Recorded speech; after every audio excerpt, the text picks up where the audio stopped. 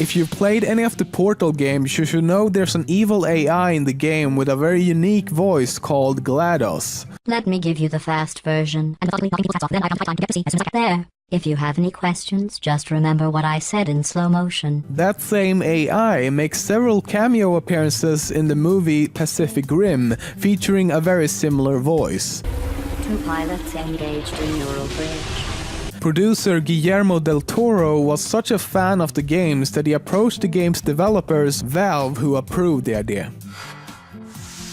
Carl and Ellie's house from the movie Up actually exists in real life. The house is located in Utah and was sold for $400,000 to 2 self-described Disney fanatics in late 2011. The house stays true to the original down to the smallest of details, such as the mailbox, custom-made Carl and Ellie chairs, and the murals painted by Ellie in the movie. While working on the set of Armageddon, Ben Affleck asked director Michael Bay why NASA would train an inexperienced drilling crew to become astronauts when it would be much easier to teach already trained astronauts how to drill. Michael Bay jokingly replied, "Shut the fuck up," and then he exploded. Matt Damon's role as the lead character in the movie Elysium was first actually offered to Eminem. He was reportedly very interested but turned it down due to one major condition not being met. He would only star in the movie if it was shot in his hometown, Detroit. Eminem's demand ultimately led the director to choose Matt Damon instead. Samuel L. Jackson is the perfect person to play Nick Fury in the Marvel Cinematic Universe. I'm not saying that as a fan myself, rather it's because Nick Fury in Marvel's Ultimate Universe comics was actually based on Samuel L. Jackson to begin with.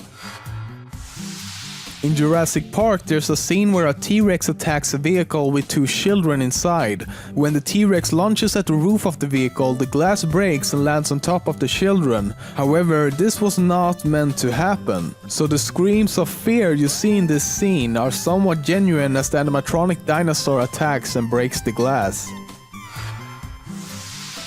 In Star Wars Return of the Jedi, Luke wears black clothes throughout the movie, symbolizing the possibility of him falling to the dark side of the Force. But at the movie's climax, when Luke ultimately rejects the dark side, his jacket falls open to reveal that it was white underneath all along.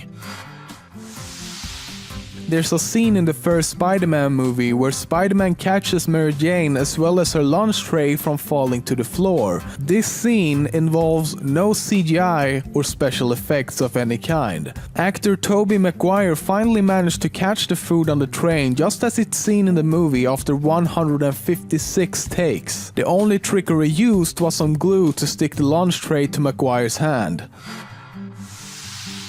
The mask used by Michael Myers in the movie Halloween is actually a mask formed after Captain Kirk from Star Trek. After removing the eyebrows and sideburns, spray painting the hair brown, opening up the eyes more and painting the face white, the crew found the mask to be eerily emotionless and perfect for the movie. There is an elaborate and somewhat complicated theory about Pixar movies saying that all movies are connected.